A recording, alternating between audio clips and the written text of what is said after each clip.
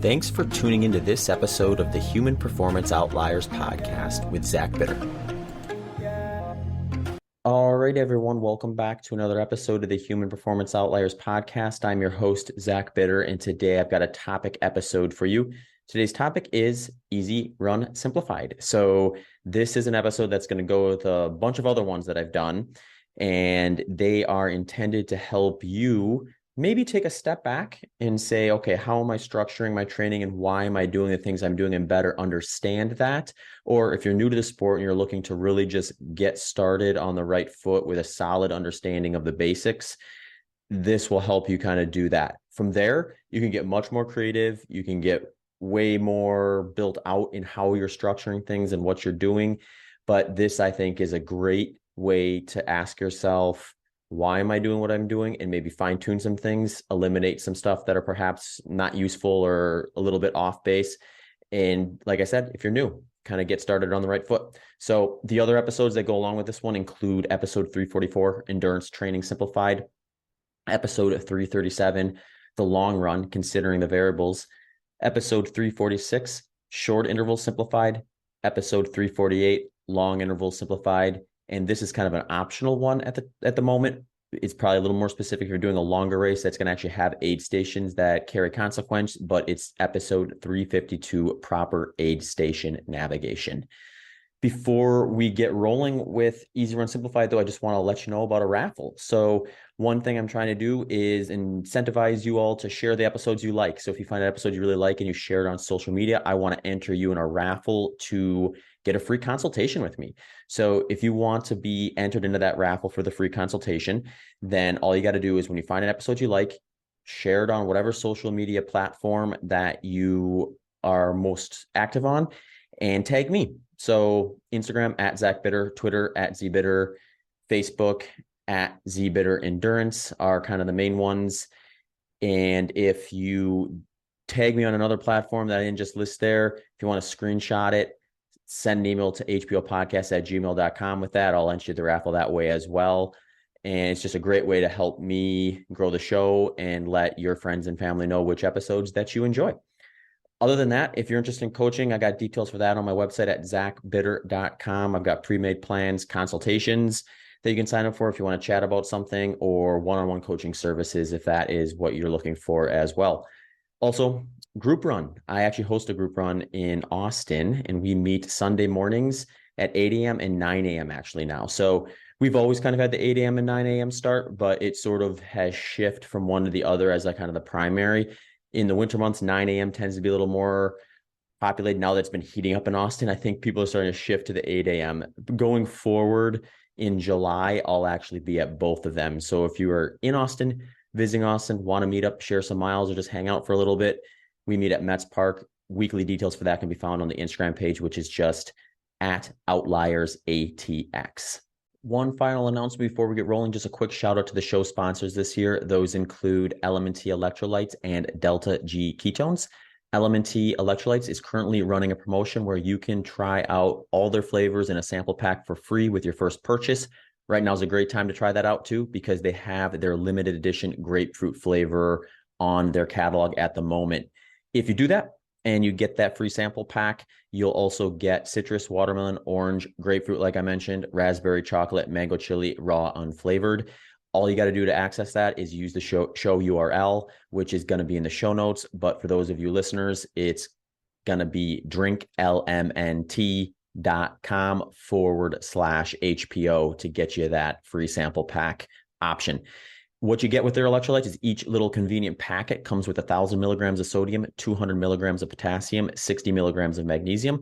For me, that means about one of those packets in about 2 liters of fluid. I'll usually have a little bit of chocolate with my coffee in the morning, and then I'll have that ratio built into my hydration if I'm heading out for a longer session in the morning, especially if it is hot. Also supporting the show this year is Delta G Ketones. This year, I added a new product to my training and racing routine.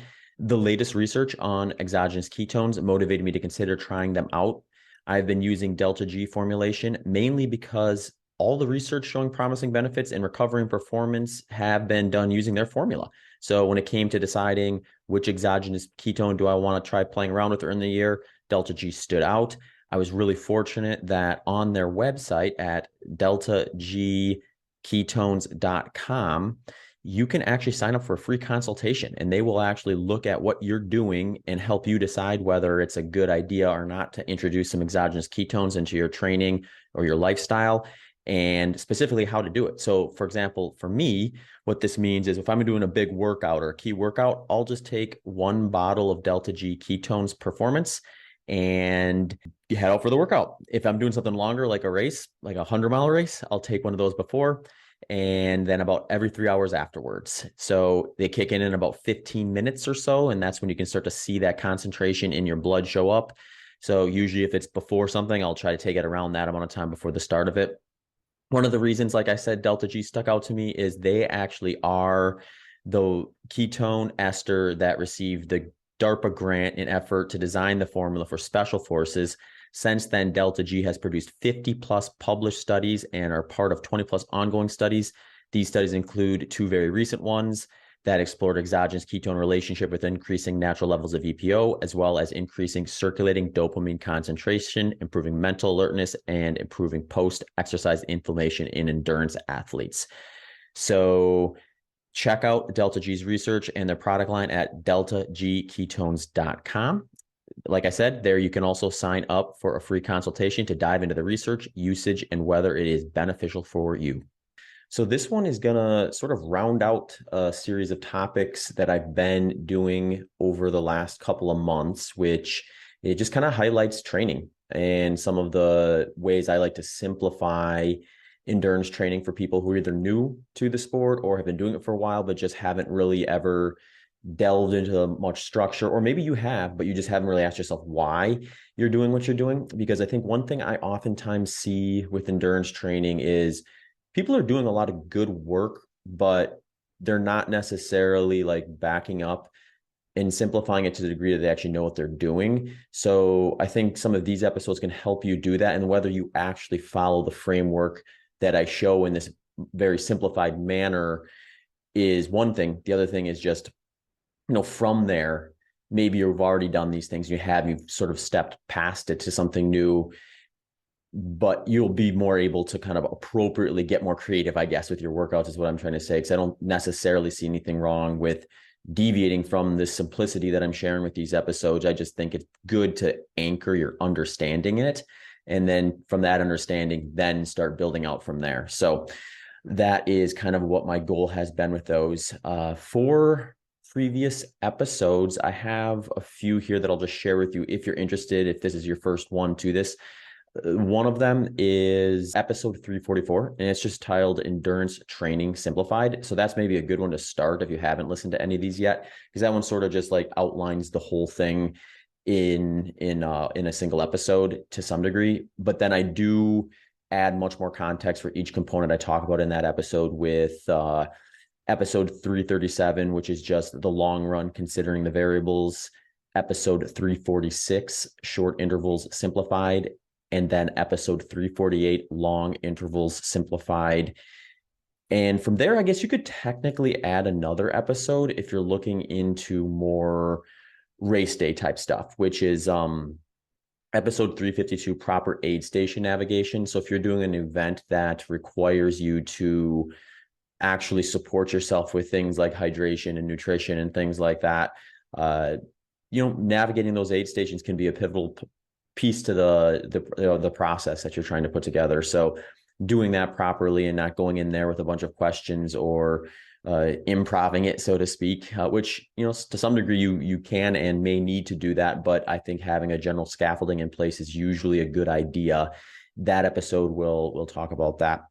I am likely to maybe add one more to this particular kind of series of episode types and just do like race day intensity simplified, because it is worth noting that if your race matches one of the intensities that I spoke about, whether that may be the short intervals, the long intervals, maybe the long run if you're doing an ultra marathon, or the topic that I'm going to discuss today if you're doing an ultra marathon as well, which is going to be the easy pace or easy category of running, then it may be good to kind of know, like, how do I navigate that? So if you have a situation where race intensity is actually independent of any of those other intensities that I spoke about, you do want to get around to actually probably practicing that. So for those of you who are in that situation, it may be good to have at least an overview of just how to maybe program that sort of thing into your training and what type of process goes along with that. All right, that's the little bit of the preview there. Let's get into Easy Run Simplified. So if you've listened to the previous episodes, I usually like to review one thing, whereas like if I really want to simplify things, you can kind of look at things into three main categories: easy, moderate, and hard. Now, that's what I would consider almost overly simplified, to the degree where when you start actually getting into the training, you're going to recognize that there is a pretty wide range within each one of those. So proper training load and programming is likely going to want to break those three categories down into further categories to some degree. And it's going to depend a bit on the person and the event they're training for and all the intensities that I spoke about with potentially for race day and things like that. But generally speaking, you're going to probably want to break those into more categories than just those three.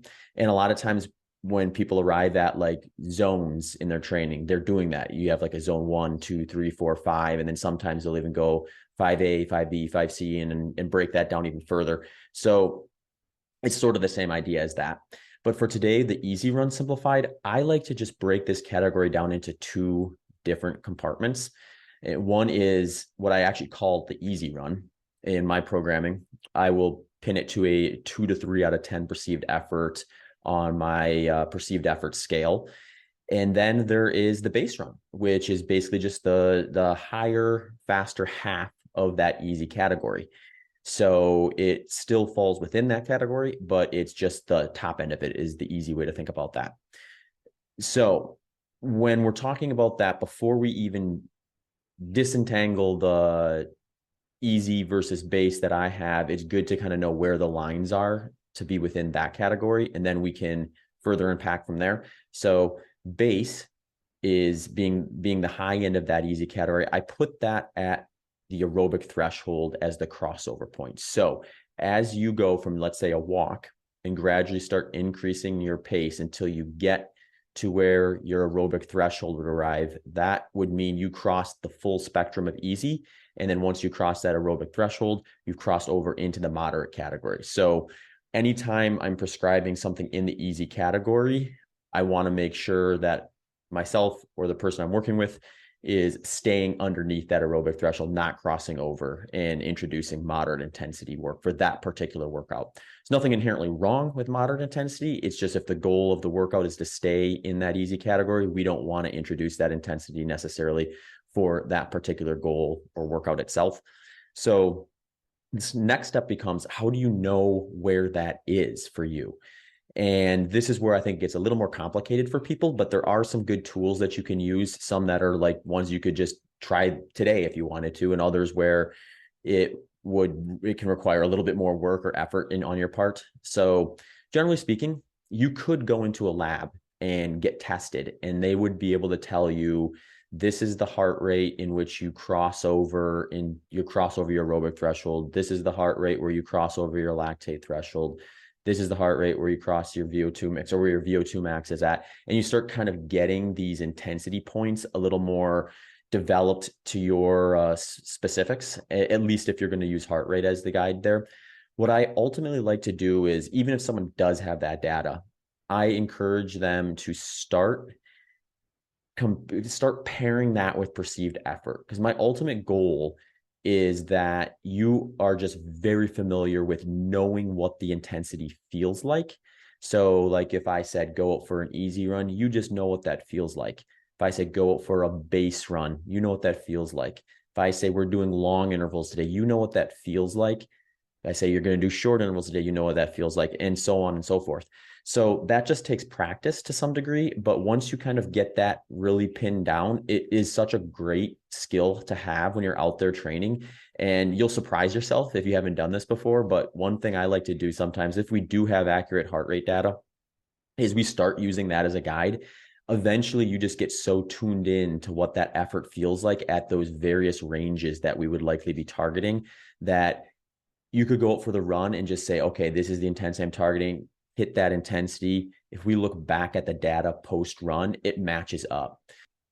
I will note that in terms of heart rate data specifically, it is much less reliable to use live when you're doing faster running activities. So for example, if I send someone out for a short interval session that's between 2 to 4 minutes, I do not want them staring at their heart rate monitor for that type of workout, because chances are we're not going to get the accurate live feedback on that would actually reflect what we're trying to do from an intensity standpoint. Now, counter that, if I send someone out for an easy run or a base run, that we could get relatively accurate data in a lot of cases with that, assuming we know where their heart rate ranges actually are. That's just a slow enough intensity, and it's not going to be a big issue if it takes a few minutes for everything to kind of catch up when we're out there, versus the short intervals where you start that thing and you look down at your heart rate and it looks low, so you throttle down and you actually like overshoot the intensity you're targeting, trying to drive that heart rate up. It gets a little too messy in that situation. So I don't necessarily encourage people to use that as a live feedback tool, even when they're trying to pair up their intensities for the higher stuff. So if you want to go back and learn more about that, I would just say go to those specific episodes, because I do share some time trials that are going to help you better understand the perceived effort for those different categories that would be less likely to be accurate with something like heart rate. So back to easy run and base run, we've got the easy category in general. I like to divide it up into two: easy run, base run. Base run crosses over into the next intensity when you get past your aerobic threshold. Aerobic threshold, like I mentioned, you can go in a lab and get that looked at and try to determine like exactly where those things are. A lot of people aren't going to do that. I understand that. So let's go into the next step, which is like, how can you get an idea of at least where to start and then fine tune on your own without that lab test? So there's some great ways to do this. One is just simply paying attention to your body, believe it or not. And this kind of also leads back towards perceived effort. So a test you could do is when you're out there running, you're running at a nice, easy pace, just gauge whether you'd be able to carry a conversation with someone at that pace. If the answer is yes, then you can try speeding up a little bit. And if you can continue to do that, it's a very good chance that you have not crossed over your aerobic threshold and into a moderate intensity. If you get to a point where you've sped up enough and now you're struggling to get complete sentences out and carry a conversation, you've probably crossed over to the degree where you might want to pull that back a little bit and just make sure you're actually in the target zone you're trying to hit with that. It is one of those things where, like, when you're carrying the conversation, it doesn't have to sound like you're sitting at a desk carrying a conversation in a calm, quiet manner. It can sound like you're breathing and moving, but it shouldn't be a problem to be able to get those phrases out. It's when people are like gasping for breath after a few words or even like a short sentence, and it's clear that they're going too fast to be able to speak coherently, is where I really start to worry that they've certainly introduced a more moderate intensity pace to that effort. So we want to pull them back. And I say that because technically you could go slower than necessary if you're targeting the higher end of easy and still carry those conversations. So it can be useful to sort of walk it up a little bit and kind of retest a little bit. Ultimately, this ends up getting much easier after you've just done a few tests like this and you kind of fine tune it to the degree where now you just kind of know what that feels like what I said before. Another thing you can try to do too, and this one is maybe a little more dependent on your current state. So you want to make sure you don't have like a cold or a stuffy nose of any kind. But if you're able to essentially breathe in your nose and out your mouth at this intensity, chances are you haven't crossed over into a moderate intensity. So that's another thing you can do, is you can go out, start your easy run. If you feel like, hey, I think I might be going a little too fast or I'm getting close, just give yourself a couple of minutes, breathe in your nose and out your mouth, and just gauge how sustainable that is. If that feels like wildly unsustainable, or if it is, if you're like, you have to stop or slow down or discontinue right away, like that's a good sign you're probably demanding more oxygen than you're able to actually get, which would suggest you've crossed over into a more moderate intensity at that point. Another thing too, and this is sometimes what I'll do with a lot of my coaching clients and myself, is we'll do a field test fairly early on in their training. And it's basically just a lactate threshold field test. And I talk a little bit more about that on the long interval simplified episode 348, if you're curious. But we can take that data and use it to some degree, at least to start and give us a starting point for base stuff. So the heart rate average we get from that lactate threshold field test is going to be about 20 to 30 beats per minute lower. So for those curious, where I'm basing lactate threshold or how I'm using that term in my training is I'm pinning that essentially to the intensity at which you could race for 60 minutes. So if you were to go to a race day setting, you have the crowd, the people running there, the energy, the adrenaline, the taper, whatever you want to call it, just like that ideal rate, that ideal fast running environment. What you could sustain for 60 minutes is what I'm pinning that to. And if you have that data, because some people will have that data too. I've worked with a couple coaching clients recently where they had done a race, and that race was like roughly 60 minutes, 55, 65 minutes, somewhere in that kind of general framework. We just took the data from that and we used that as a good gauge. And then if they wanted to know their base pace, we just took 20 to 30 beats per minute off of that and started from there. Now, granted, again, like I said, heart rate can be something where you want to spot check that with other things. So once we start getting going, if we're going to use that heart rate as a guide, I'm also asking them to do those tests where they're trying the conversation talk test, or they're trying that breathe in your nose, out your mouth. And just so we're confirming, do these things match up? If they match up, then we have kind of two data points that would suggest we're heading in the right direction. If not, we can always adjust accordingly and make sure that we're heading in the right direction. So from there, what we want to do is we want to assess what the progress is for it. So if someone is, say, targeting base run, so let's say we're early on in training, we're trying to lay a foundation that is going to be something that we can build our future training off of, or our more specific training off of. So like speed workouts and things like that. What I like to see is if you're staying in that zone, that base zone below your aerobic threshold, but pretty close to it, we should see, assuming weather and environment hasn't changed in a drastic manner, we should start to see your pace improve at that intensity over time, assuming we're giving you enough stimulus, or essentially in this case, volume of it. So if I send someone out for, let's say, 7 hours of running per week, and 5 of those hours are done at that base intensity, and that is a new stimulus to them, then we should see their pace begin to improve at that, meaning pace is the moving target, intensity stays the same. So they feel the same after doing that for a while, but their pace is actually reflecting quicker, which is exactly what we're looking for. One other thing I'll share with that is, like, generally speaking, I will also pin that base intensity or the high end of the easy category to around 70 to 80% of someone's max heart rate, if you happen to have that data. Max heart rates can be a little more challenging by definition. I mean, it's max. It means it required you to do a pretty intense effort to get that. And then just because of that, you may have a higher likelihood of not actually capturing that data accurately.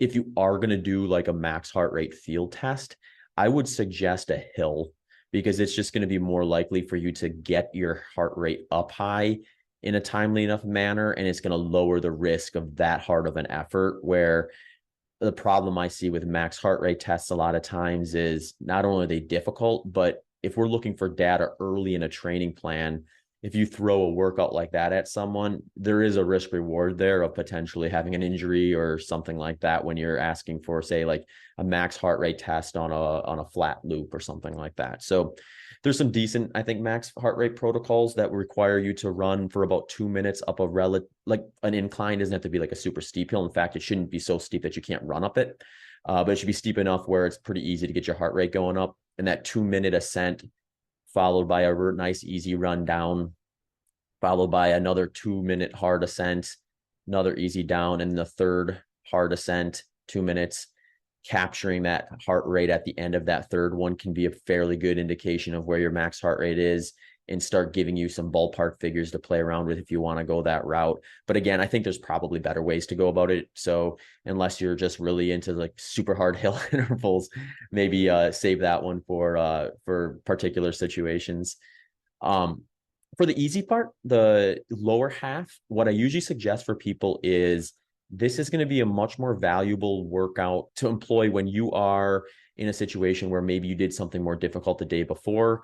You don't need a complete rest day, or in fact, you might actually want some active recovery, but you don't want to introduce a stress that's going to be enough that it actually like slows down recovery. Running nice and easy for a relatively short period of time can actually be productive in terms of recovery, especially if the person is able to tolerate the volume. So a lot of times these runs I'll use in between harder workouts, after longer runs that carry a bigger training load, or simply during even base building. At the end of the day, if you start to really develop along the higher end of the easy category, you may have a little more wiggle room for some additional training, but not necessarily for another, say, hour or 2 hours at that higher end of the easy category, in which case I would add that into that weekly training volume as well. But essentially what it is it's just slower yet, one step slower yet than the top end of this easy category. I'm usually going to put that at roughly 60 to 70% of someone's max heart rate, or roughly just, under that aerobic threshold heart rate range that we talked about before. So if you're using that 20 to 30 beats per minute below lactate threshold, or if you're using that, whatever you determine by using the talk test or the breathing test, you just want to bring that down from there. A good 10, 15 beats per minute is usually a good starting point. And then from there you can adjust. But in reality, these easy runs, if the goal is recovery, they can be as easy as you need them to be. So I tend to tell my coaching clients and myself actually, like, don't worry about pace on these. In fact, look for that sensation where it feels very, very relaxed. Like you could just do this indefinitely almost if you needed to. And sometimes that means walking breaks. Sometimes it means just a walk or a hike instead of a run. So you want to really respect this workout for what it is in a lot of cases, which is actually recovering from the key stimuluses that you're using to drive your performance better over the course of time, so that you're not pulling future training off the table by overreaching during these really easy days. All right, so that's what I have for Easy Run Simplified. Hopefully that was simple enough and not Easy Run complicated. But in reality, I think I'm just like with these episodes, there is, I think, a fair amount of detail and commentary around them, even though they are titled Simplified. But I think they couch it in a way where people start to at least understand what the idea is with these and begin to be able to collect different reference points in terms of what they're actually doing and what they're trying or intending to do. And then from there, you can get, as I said earlier in the episode, a lot more creative with how you kind of put together your coaching plans if you want to do that. But send me any questions you have about this. If I missed anything, or if you'd like me to add any more to this kind of series of episodes, happy to do it. If you do want to do that, you can reach out to me on my social media channels, at Zach Bitter on Instagram, at ZBitter on Twitter. My website is zachbitter.com, where you can reach out to me on a form there, or just email me at hpopodcast@gmail.com. Hey folks, just a quick reminder that this episode's sponsors include LMNT electrolytes and Delta G ketone esters. LMNT electrolytes can be found at drinklmnt.com/HPO and are offering a free sample pack with your first purchase. And Delta G ketones can be found at deltagketones.com. Also, give them a follow at deltag.ketones on Instagram. Thanks for tuning into this episode of the Human Performance Outliers podcast with Zach Bitter. Hey folks, thanks for checking out this episode of the podcast. For those of you who are regular listeners, you'll likely know I'm also a professional endurance athlete and coach. If you're looking for a little extra help with your training and programming, I do offer individualized coaching options where you can work directly with me one-on-one. I'll personalize your plan and even scale it up to email collaboration and regular consultations. You can also access either of those on their own if you just want to contact me as you're navigating your fitness journey. I also have some ready-made plans. The ready-made plans follow my coaching philosophy, and they scale from 5 kilometers all the way up to 100 miles and come in 3 different levels. So whether you're a beginner, intermediate, or advanced, I've got something for you there. And most recently, I also just added a strength athlete's guide to endurance program, which will help someone who is primarily a strength athlete who wants to either do an endurance event for the fun of it, bolster up their cardiovascular fitness, or just try something out, try something new. So those programs are built to be able to supplement a strength program so you won't have to give up on your gains in the gym while you're going after some running or endurance related fitness goals. You can find all those things on my website at zachbitter.com. Thanks for checking out this episode.